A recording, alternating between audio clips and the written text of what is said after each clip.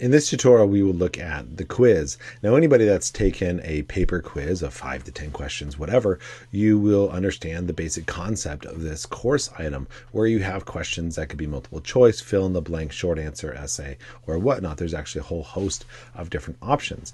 But the quiz function is often used beyond that assessment tool in the traditional sense of a quiz or a test. It might be used for a worksheet or for just getting feedback from the student in the survey, or as well as an exit ticket. So we're going to take a look at the quiz and see just an example of what it might look like. And so here are two different examples, and I'll go ahead and open up both.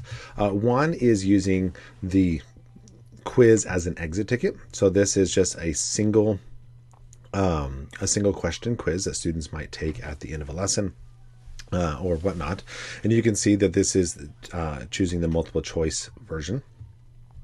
Up here you can see that there is a possibility of using item banks as well as attaching quizzes to course outcomes.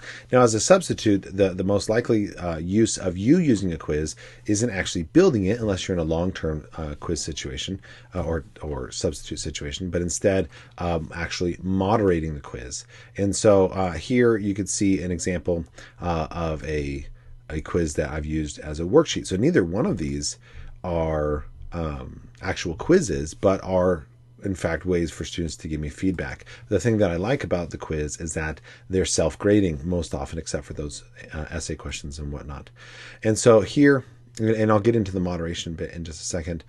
In the editing part, you can see that there's a side navigation where you can quickly jump to different questions, as well as grab and drag to reorder those questions depending on how you want them to be.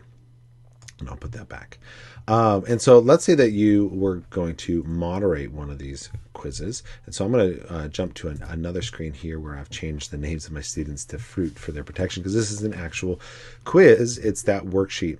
Now notice that this shows the number of times the student attempted it. So this student has attempted the quiz 3 times, and they were told for the worksheet version by me that they should do it as many times as it takes to get 100%, because it's a worksheet. I want them to get the answers right.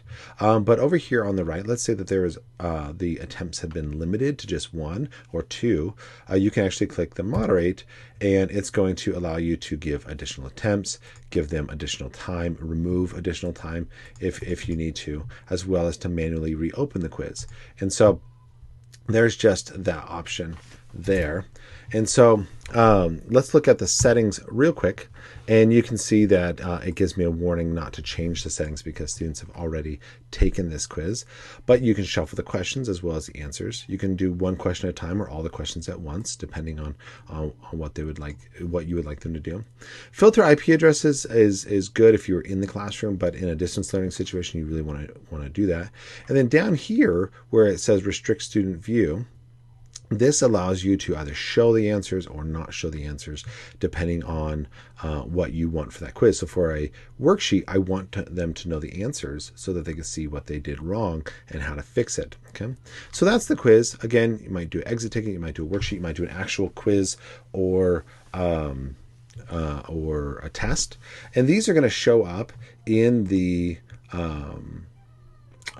quiz page, but they'll also show up on the assignments because they are technically assignments because they use an external tool.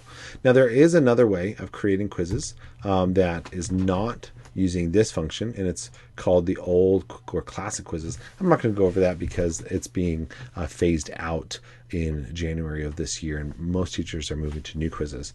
But if you needed to, you could check this out and just click classic quizzes, run through it. It's the same idea, but a much simpler interface, not as many options. So that's the quizzes, and hopefully you'll be able to moderate or even give it if you need to in the sub situation that you'll be in. Thank you.